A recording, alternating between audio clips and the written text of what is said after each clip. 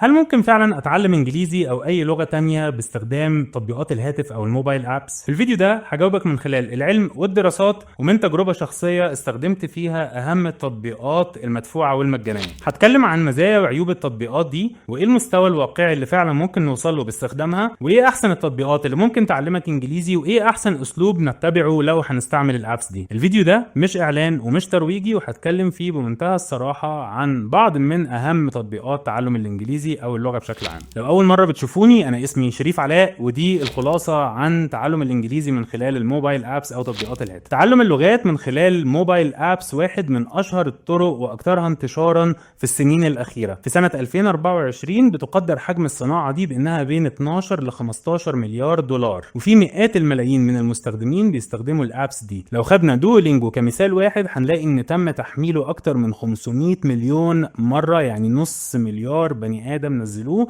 من على متجر جوجل بلاي فقط. طب ليه الابس دي منتشره وايه اهم مزاياها؟ اول حاجه ان التطبيقات دي سهله الوصول او اكسسبل. اي واحد دلوقتي يمسك تليفونه، يعمل داونلود للتطبيق اللي هو عايزه، يعمل حساب ويبدا الدرس بتاعه في خلال دقائق معدوده. غير كده التليفون اكتر جهاز انا بستخدمه في حياتي، فممكن اطلعه من جيبي لو انا زهقان او عندي 10 دقائق فاضيين واعمل درس على السريع كده في 10 15 دقيقه. استخدامه على التليفون سهل لان الابس دي مصممه للتليفون، مش زي مثلا بعض المواقع او ممكن يكون في كورسات لازم اكون بستخدمها من خلال كمبيوتر، ولو فتحتها من التليفون هتبقى الاكسبيرينس مش حلوه. كمان التطبيقات دي معظمها معمول له جيميفيكيشن او مصممه على نظام اللعبه، فبتخلي التعلم شيق وممتع، وممكن كمان ابقى بدمن اللعبه دي. سبب كمان ان الابس دي مناسبه للميزانيات المختلفه. انا عندي ابس ببلاش، وعندي باشتراك رخيص، وعندي باشتراك غالي، وحتى الابس اللي باشتراك غالي تعتبر نسبيا ارخص من كورسات مثلا لو انا هاخدها في مكان كبير او معتمد او انترناشونال. لو انا بستخدم اب من الابس دي بشكل يومي او شبه يومي لفتره طويله نسبيا، يعني بنتكلم 3 شهور او اكتر، فبلا شك هيكون في تحسن في المستوى. لكن يا ترى هيتحسن بشكل فعال قد ايه؟ ويا ترى لو كنت بتعلم بطريقه تانية زي كورسات او مدرس خصوصي كنت هبقى بتحسن اسرع ولا ابطا؟ وكمان ايه المستوى اللي انا فعلا ممكن اوصله من خلال استخدام الابس دي؟ زي ما الابس دي ليها مميزات كتيره، فهي برضو ليها عيوب او هي مش مثاليه. اول حاجه هي مش مناسبه لجميع المستويات. لو مستواك A0 A1 A2 ويمكن B1، فالابس ممكن تكون وسيله مناسبه انها تحسن مستواك. لكن لو مستواك B2 او اكتر، غالبا الاستفاده هتكون بالحد الادنى، يعني لا تذكر. اكيد طبعا ممكن تتعلم جمله او كلمه جديده، لكن غالبا مش هتفرق في مستوى الطلاقه، الفلوينسي اللي هو الناس عايزه توصل له. انا عايز اتعلم عشان اعرف اتكلم انجليزي كويس مع الناس. فلو انت مستواك من المستويات المبتدئه اللي اتكلمنا عليها دي، وبتستخدم الابس دي بشكل يومي او شبه يومي لفتره طويله زي 6 شهور 9 شهور او سنه، فغالبا ممكن تتحسن وتوصل لمستوى B1 او B2. لكن صعب جدا توصل لمستوى C1 او اكتر. طبعا الفترات دي تقريبيه ونسبيه جدا، يعني ممكن 2 يبداوا رحله التعلم بعد 6 شهور، واحد يكون في مستوى وواحد يكون في مستوى تاني خالص. دي بس على سبيل المثال ومستوى تقريبي. في دراسه اتعملت في جامعه كولومبيا الامريكيه على اشهر 50 تطبيق لتعلم اللغه والاكثر انتشارا. الدراسه توصلت الى ان التطبيقات دي ممكن يكون ليها نسبه فعاله، لكن لاحظوا 3 عيوب اساسيه. اول عيب ان معظم التطبيقات دي مش كلها بتعلم المصطلحات او الفوكابولري بشكل منعزل، يعني مش في سياق مفيد اقدر استخدمه في حياتي اليوميه. تاني حاجه ان التطبيقات دي مبنيه بشكل غير مرن، ما بتسمحش بتغير اللي انا بتعلمه بناء على مستواي الفردي الشخصي او البروجرس او التقدم اللي انا بعمله. يعني ممكن 2 يبداوا رحله التعلم بنفس الاب من نفس المستوى، واحد يكون اتحسن اكتر عن التاني، لكن الاثنين عندهم نفس الدروس بنفس الوقت بنفس البيس او نفس السرعه. ثالث عيب او اشكاليه ان الابس دي معظمها بيدي الحد الادنى من الملاحظات التصحيحيه التوضيحيه، يعني الفيدباك اللي بيديهوني لما بعمل غلط ما بيكونش كافي. يا اما بيقول لي ان هو غلط وخلاص، او يعمل لي صوت زي صوت علامه اكس، او ممكن يقول لي فين الغلط اللي انا عملته، وبعضهم كمان بيقول لي ايه الصح بدل الغلط ده، لكن مش بيشوف جذر المشكله، مش بيشوف انا ليه بعمل نفس الغلط. انا ممكن اكون فاهم قاعده في الجرامر بشكل غلط بتخليني اصرف الافعال بشكل مختلف. هو مش هيشوف ده ومش هيخاطب المشكله الاساسيه، وبس هيقول لي ده الغلط وده صح ومن غير شرح. لكن انا طبعا لو معايا مدرس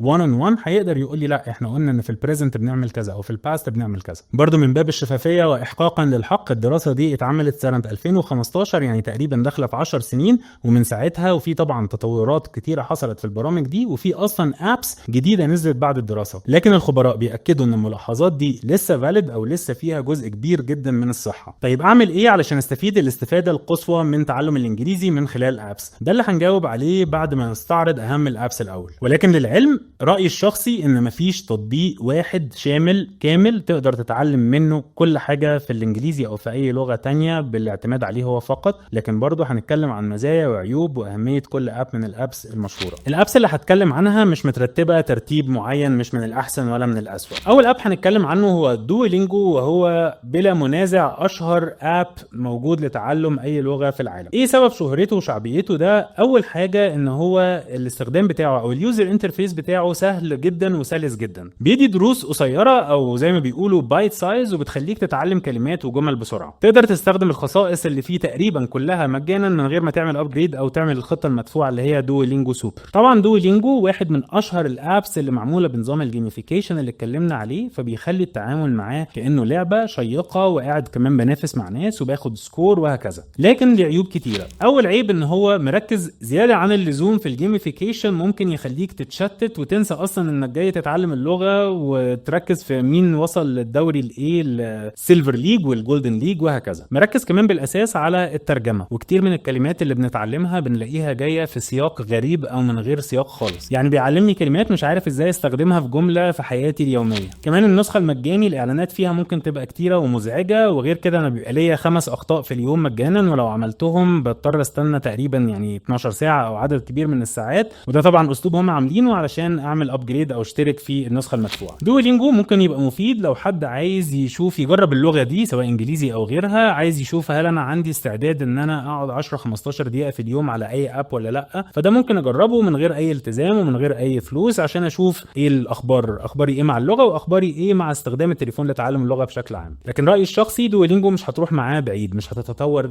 جامد قوي. تاني اب هنتكلم عنه هو ميمرايز، وده اب كويس جدا في تعلم الكلمات الجديدة باستخدام الصور والفيديوهات. واحدة من مميزات ميمرايز ان الفيديوهات اللي بتعلمني كلمات جديدة بتكون منطوقة من متحدثين اصليين او نيتيف سبيكرز، مش من اصوات الكترونية زي كتير من التطبيقات ومنها دويلينجو مثلا. فبسمع النطق الصحيح، وكمان بيدربني على فوكابلري او على مصطلحات كتيرة. لكن عيوبه انه تركيزه بالاساس على المصطلحات، فمش هتعلم معاه مهارات تانية زي الجرامر وغيره. وغير كده ان هو برضو بيعتمد على الترجمة، فمش دايما بشوف الكلمة مستخدمة في سياق مفيد في حياتي اليومية، وده شيء مهم جدا ان انا لازم وانا بتعلم كلمة ان انا احطها في جملة مفيدة، ودي برضو حاجة ما بيعملهاش ميمرايز. تالت تطبيق وبرضو مشهور جدا اسمه انكي، وهو واحد من احسن التطبيقات لتعلم الفوكابلري او المصطلحات الانجليزية. مناسب جدا لتعلم الكلمات والجمل، وان انا اقدر احفظها، وان انا اقدر احطها في فلاش كاردز اقدر استخدمها بسهولة بعد كده. برضو انكي بيستخدم اسلوب التكرار المتباعد، وده علميا مثبت انه اسلوب كويس ان هو يقوي ذاكرتي على المدى الطويل، ان الكلمة اللي احفظها دلوقتي هتثبت في دماغي. وكمان بيسمح لي ان انا اعمل الفلاش كاردز بتاعتي، مش بس الفلاش كاردز اللي بتطلع من الاب زي ابس تانية. عيوبه ان الانترفيس بتاعه صعب شوية، ممكن اخد وقت طويل لغاية لما اتعلم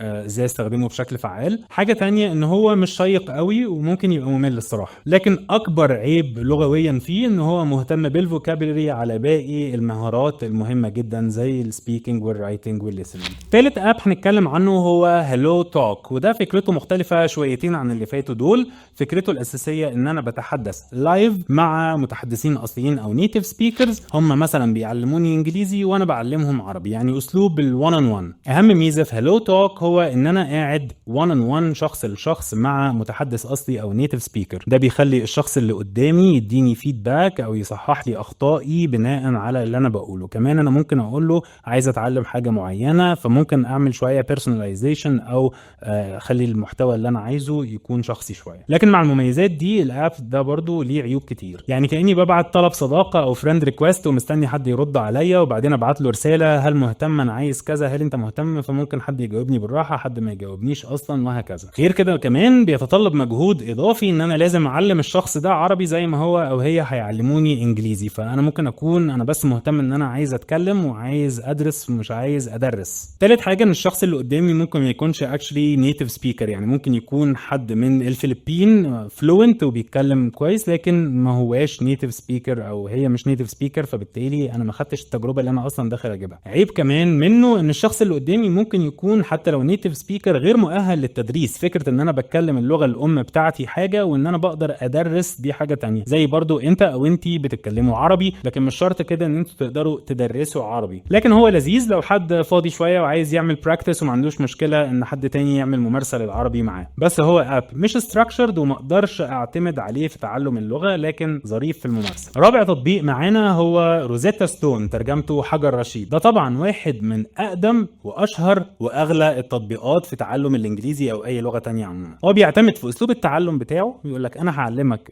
اللغه التانية دي بنفس الاسلوب اللي انت او انت اتعلمته في اللغه الام. واحنا صغيرين عندنا 2 و3 واحنا بدانا نتكلم ونفهم اللغه شويه، او 4 سنين او 5 سنين، محدش كان بيقول لنا المبتدا والخبر والجمله الاسميه والجمله الفعليه. انا كان حد ماسك موزه ويقول لي موزه، فبعرف ان دي موزه. كراسه بعرف ان دي كراسه، وهكذا. فبفهم من السياق ومن المشاوره وهكذا. التطبيق ده بيعلمنا الانجليزي او اللغه التانية بنفس الاسلوب. واحد من عيوب روزيتا ستون انه بياخد وقت كتير جدا. انا علشان اوصل لمستوى يخليني اتكلم بجزء من الطلاقه، بشيء من الطلاقه، انا محتاج وقت كتير جدا. لو كل اللي انت بتعمله ان انت تشاور لي على كراسه وتقول لي دي اسمها كراسه. احنا خدنا سنين واحنا صغيرين عشان نكتسب اللغه العربيه كلغه ام، يعني حتى لو احنا بنتكلم بس كلهجه مصريه او لهجه لبنانيه او لهجه تونسيه، احنا خدنا سنين علشان نكتسبها. عيب تاني ان النسخه المجانيه منه محدوده جدا جدا جدا، مش هقدر استخدمها في اي حاجه. الهدف من النسخه المجانيه اللي موجوده هي بالاساس دعايه للنسخه المدفوعه، يعني بيقول لك ده سامبل، لو عجبك اشترك. موجوده مش فري ترايل او يعني تجربه لمده 10 ايام، موجوده معايا بس درس من هنا ودرس من هنا ودرس من هنا، فانا مش هقدر استخدمه واتعلم بيه حاجه مفيده بالشكل المجاني خالص. ولو اشتركت فيه فعيب من عيوبه ان هو غالي حبتين. مع ان روزيتا ستون بيستخدم اسلوب الاميرجن ان هو اتغرس في اللغه، وده طبعا حاجه مهمه جدا، واتكلمت عن اهميتها في تعلم اللغه في الفيديوهين بتوع خطه ال60 يوم لتحسين الانجليزي.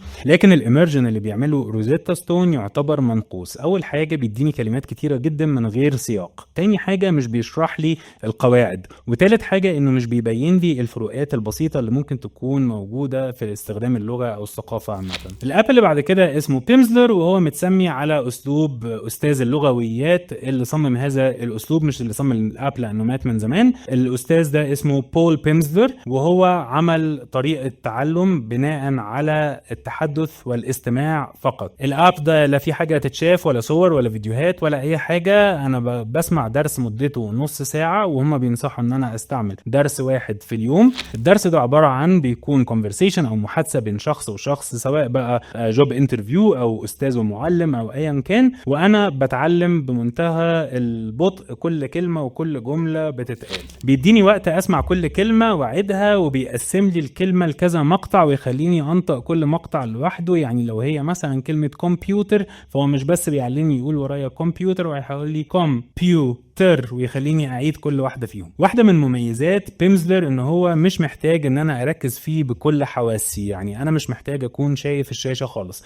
ممكن اشغله وانا قاعد بغسل مواعين او بتمرن او بتمشى او حتى وانا سايق. هو مش معتمد على القرايه والمشاهده خالص، فانا ممكن ابقى بعمله وانا بعمل حاجه تانية. هو طبعا ممتاز في التدريب على الليسننج او الاستماع، والى حد ما السبيكنج لان انا بردد. لكن برضو ليه عيوب. اول عيب انه بطيء جدا. الدرس نص ساعه، يعني لو كل يوم عملت درس لمده 4 ايام ورا بعض، الساعتين دول لو انا عملتهم بحاجه تانية غالبا هكون اتعلمت فيها اكتر من الساعتين اللي قعدتهم على بيمزلر. بسبب البطء ده ممكن يبقى ممل شويه، والناس لو ملت ممكن تسيب الاب وتسيب تعلم اللغه، فده برضو عيب. ثالث عيب انك لو هتجربه بشكل مجاني فبيدي لك درس واحد فقط مدته نص ساعه مجانا، وده طبعا مش كافي ان انا احكم اذا كان الاسلوب ده مناسب ليا ولا لا، وخصوصا ان هو ممكن يكون دخلني على ليفل مش مناسب ليا، فيكون حاجه بدائيه جدا وانا محتاج حاجه متطوره شويه عنها. لكن لو اشتركت وحطيت بيانات الكارت بتاعي حتى قبل ما ادفع، بيديني اسبوع تجربه قابله للاسترداد مجانا، بس لازم يكون حاطط بيانات الكارت. فممكن لو حد مهتم يحط الكارت بتاعه، هياخد فري ترايل او تجربه لمده اسبوع، وبعدين في اليوم السادس او السابع قبل ما يسحبوا الفلوس ممكن نعمل كانسل لو الموضوع ده مش مناسب ليا. عيب تاني ان في ناس شايفه انه ممكن يكون سعره مش مناسب او غالي شويه. واخر عيب هتكلم فيه هو ان موضوعاته مش متنوعه وما عنديش حريه الاختيار، انا كل يوم عندي درس وهو ده الدرس اللي انا هاخده، فممكن يكون الموضوع او التوبيك اصلا انا مش مهتم بيه او لا ينطبق عليا. يعني مثلا درس يقول لك اتكلم عن يوم ابنك في المدرسه عامل ازاي، طب انا مش مهتم او انا مش متجوز ومش مخلف ايا كان، لكن ما عنديش مثلا ان انا عايز اعمل حاجه عن السفر او حاجه عن وظيفه او جوب انترفيو الى اخره، فالموضوعات ما بقدرش اختار، الدروس ثابته وانا لازم اخدها حتى لو درس ملوش اي علاقه بيا.